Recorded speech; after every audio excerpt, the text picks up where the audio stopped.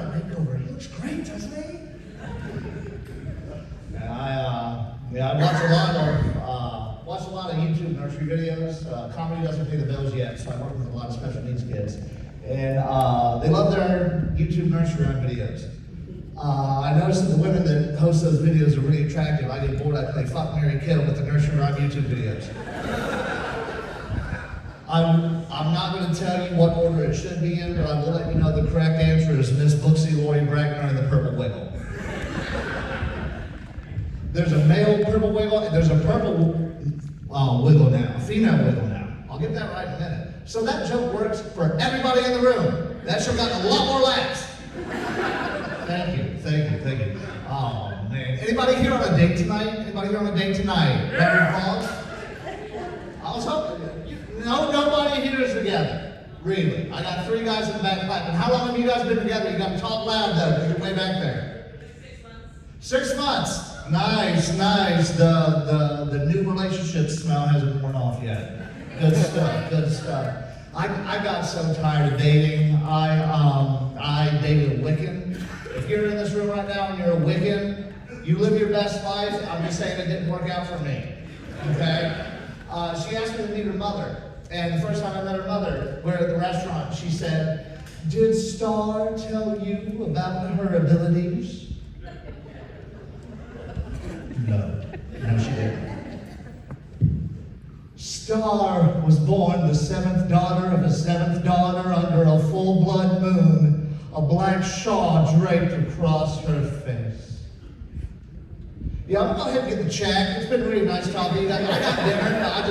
I've seen the craft. I know how this all ends. Thanks. Yeah. It got to the point where I realized I didn't even know how to talk to women anymore. I was in the emergency room, and the nurse that comes in to take care of me is beautiful.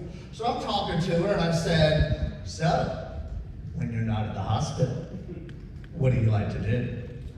And she said, "Well, I'm a single mom of 6 kids, I'm an amateur photographer, and I have my own business." I said, "That's a really odd way of telling me you have an OnlyFans." I probably should have waited until after she put the IV in my arm before I did it. Fine, I'll subscribe, stop. Yeah, I got tired of dating. I just went ahead and skipped all that. I got engaged. So that was, thank you, finally. Somebody knew that there was a cue. I'll pay you at the end of the night. Thank you. Actually, it's my very first interracial relationship. Actually, she hates when I say interracial relationship. She's a Harry Potter fan. She prefers I tell people I'm practicing the dark arts. 10 points for Gryffindor, right? I'm just teasing. She's a Ravenclaw. Oh man, yeah, she's been amazing, and when you get to be our age, we're in our 40s, you know what you want, and part of something that we want is a baby. So that is part of our journey right now. We're trying for a baby, and thank you. Alan, you were right. I told him I had kids.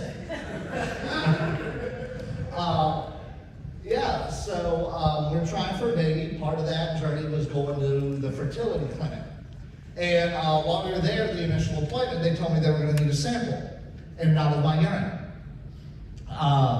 And so we booked the appointment, because I couldn't do it right then. And I'm going to go ahead and tell you guys, I'm not going to make you listen to me do a whole bit about my bodily fluids, okay? I'm not that kind of comedian. It's not that kind of night. So for the rest of this bit, I'm going to be referring to my sample as my laundry. Okay? And I'll explain why towards the end of the show. All right, so they told me that I had to come and drop off my laundry in a couple days. And I get a text to confirm my appointment, and they also sent me a link to how much I'm responsible for after my insurance. $53. $53 for me to go give them my own laundry. And I really had to think about it. I don't think I've got $53 worth of laundry in me. I don't think I've ever had $53 worth of laundry in me. I might have had two $25 days back to back, but those were few and far between. So I get to the appointment, and I'm on my way there, and I start thinking about like all the times you see fertility clinics on TV shows and movies. They got like the walls of DVDs and the classy magazines spread out, and I was like, I wonder what they're going to have in the room for me. Well, I get in the waiting room for them to call my name, and they're showing the Golden Girls. We're off to a great start. I love Rue McClanahan just as much as the next person, but not in the fertility clinic.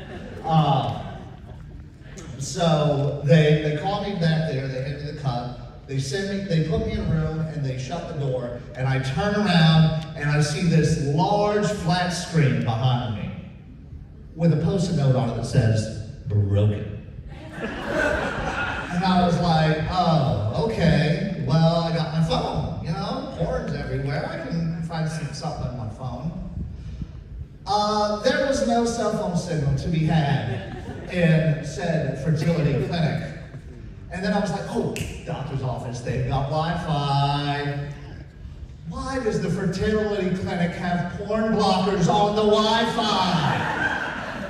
I'm like, I panicked, I ran out. I was like, look, I've got cold feet, I'm gonna have to do this in a couple days, all right?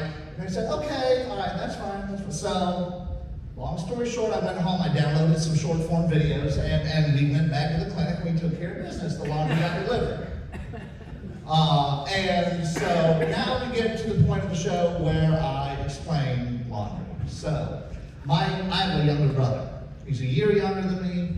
He actually did stand up in college. He did it before I did it. And so anytime I have an idea of something I think is funny, I'll run it through him. And sometimes he'll give me a good idea, or he'll give me something I can bounce off of. And he said, well, we really weren't going to a fertility clinic, you were going to the laundromat. And I said, how do you figure? And he said, because you paid per load, not by volume. Yeah. Oh, man, I am getting older. I know I'm getting older because I'm starting to see the people that I used to admire doing quote-unquote old people commercials. You got the one with Tony Hawk doing the QAnon turmeric or whatever because he blew his knees out while he was using skateboarding. And I was thinking, what's next? Like, who's going to be the next one to jump ship and do those commercials? Hi, I'm Johnny Knoxville, and you'll be a real jackass if you don't take advantage of this great opportunity for Medicare Part C. You guys will be flipping channels one night, you're going to see a commercial. It's an old person, and it's just a silhouette, and they're walking down the steps, and you see them trip over their robe and fall, and it's just somebody laying there, and they hit the thing on their chest. Mr. Urkel, have you fallen again? Yeah, I knew that. Oh man, I know I'm getting older because my kids are getting older. I've got one in high school now. He's 15, he's in honors classes. I still can't, I might not be the father because he surely did not get his honors classes abilities from me. But every now and then he'll say something that reminds me that even though he's getting taller and things like that, there's still a kid in there deep down. So he went on this big trip with his high school class to Tennessee. On the second night he calls me. He's just flabbergasted. Dad, I saw the coolest thing ever. And I said, well, you went to the Country Music Hall of Fame, like you went to Dollywood, yeah, you saw a lot of cool stuff. No, Dad, the bus was driving by, and we saw these 3 guys driving a horse-drawn buggy, and they had their girlfriends with them, and they were all cosplaying as pilgrims. I said, you mean the Amish? And he said, what's that? I said, okay. So we have to talk about the birds, the bees, and the Amish. Birds, bees, and shoe fly pie. My daughter is 12. Just to make sure I'm not the only one, is anybody else here raising a health spawn that does not care about your feelings in any way, shape, or form? I'd like to know someone feels my pain. This girl is so funny because I'm sure you guys have noticed, and anybody that has seen my show before, I have some involuntary neck movement. I have Tourette's syndrome. And when I started doing stand-up, people asked me, are you going to talk about having Tourette's? And I never wanted to be that guy. I said, I want to be a comedian that has Tourette's. I don't want to be the Tourette's comic. Well, my daughter apparently had the recessive Tourette's gene, and as puberty came along, some tics started coming along. And they're verbal, so it's a lot funnier than, me moving my neck is not nearly as funny as a 12-year-old walking through Walmart just going, "Whoa, fuck you!" Anyway, I promised her that I was going to start doing Tourette's jokes for the kids out there like her, who, thank you. Who don't have a voice. That's why we're here. We're here to give voices for the voiceless tonight. That goes for everybody. But anyway, with that being said, sometimes she says awful things that are not Tourette's. She was telling me about this girl in her class that she does not like. And she said, well, she said, and I said, and then she went, so I called her a sand dollar. And my first reaction was to laugh, but you're a dad, you can't do that. So I was like, baby, is she pale? Does she have chipped teeth? Has she got dry, itchy skin? No, Daddy. She's round. Oh, what? You can't say that. Apparently she can. Well, fuck you. Oh, man. So something that my kids and I like to do together is we'll watch some of these ridiculous channels that Amazon Prime is giving everybody. Everything's got a 24-hour channel now. Like, you want to watch nothing but Dr. Phil all day? Here you go. You want to watch Chris Hansen catch pedophiles every day? Here you go. You want to watch Muppet Babies? Here you go. Everything's up for grabs. People are inventing their own sports so they can get their own channels. I'm not even joking. Go home tonight if you have Amazon Prime and look up PLN, the Pro League Network. They are not a sponsor of mine. I'm just because I'm gonna rip on them kind of hard. But PLN, this guy lives up in the Ozark Mountains, and he has created sports. Okay. Now every now and then you'll see some 3-on-3 intramural basketball, or they do a golf game where they use a soccer ball, they kick it, stuff like that. The thing that got me in the door was Slap Fight Championship. That's the whole joke right there. I'm done. It is exactly what it sounds like. This guy will have two men, one on either side of literally a metal barrel. All it needs is a fire and they'd be homeless. And they just 1, 2, and I mean, you want to talk about a TKO. Mike Tyson got nothing on some of these good old boys in the Ozarks. I mean, it's real low rent. Like, it honestly looks like these athletes got off a third shift making meth in the basement and then walked down the hall to the other basement and did Slap Fight Championship. But the craziest thing is, like, they have belts like wrestlers, and they're walking around with this belt. Like, I slapped the hell out of that guy. But I love how this guy has started this whole thing, and he's got no idea what he's doing. Like, they had this beautiful shot of the Ozarks to open up this match, and he goes, yes, ladies and gentlemen, you are looking at the beautiful Ozark Mountains here in the Ozarks, as featured on the Netflix television series Ozarks. That's one Ozark too many, dude. You might want to step back a little bit. But my favorite thing is I actually saw an interview with him, and this guy was genuinely trying to compliment this man's achievements in creating these sports. And he said, I tell you, I've watched Slap Fight Championship, and your athletes love speed. And immediately he said, no, we don't. We piss test everybody. They're all clean. You just made yourself look real guilty, buddy. You guys have been great tonight. Have you guys had fun so far? I got one more story I'm going to share with you guys, and I'm going to take off because there's way more talented people here than I am. You did all this laughing and you find out somebody's funnier than me, you lose a point of laughter. Don't do that. Keep laughing tonight.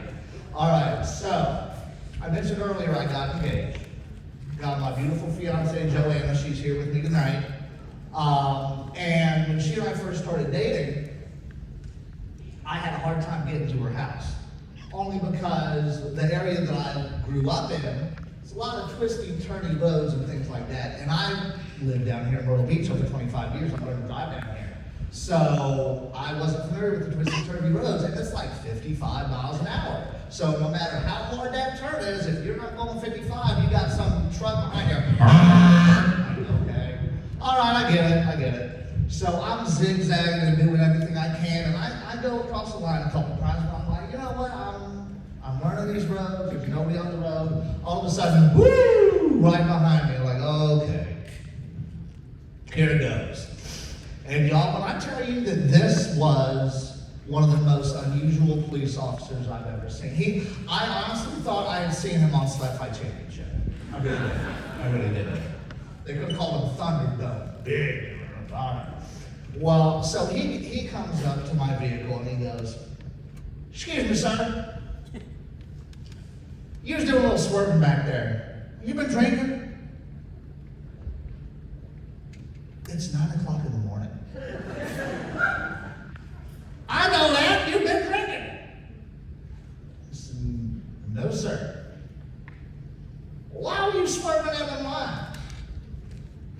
And I said, "Well, I just started dating this girl, and this is one of the first times I've been to her house. I'm still getting used to the roads, and to be honest, officer, it's 55 miles an hour through here. That's a little excessive on these tight roads. I think you've been drinking." And I said, "Well, officer, you can think that. I'm happy to take a breathalyzer test." No, I'm pretty sure you've been drinking." And you guys, the area that I live in now is an area that I grew up in, spent my formative years in. When I moved to Myrtle Beach, a lot of the people I grew up with stayed, and they became powerful people, influential people in my community. And I have a name that I don't like to use. I swore I would never use it, but I knew if I used this name, it would get me out of the tight spot. And this guy, he's railroading me. He's clearly just trying to write a ticket or get me in trouble for something I know I haven't done. Mostly because I've had the last 4 years clean and sober, and I know I haven't had a drop of alcohol. So I just looked at them in the eye and I said, "Officer, if you would like to go back in your computer and look my name up, and also look up, I'm sure that you can find his number and call him and ask him how long his friend Chris Roberts has been stone cold sober." And he went, "License and registration, proof of insurance."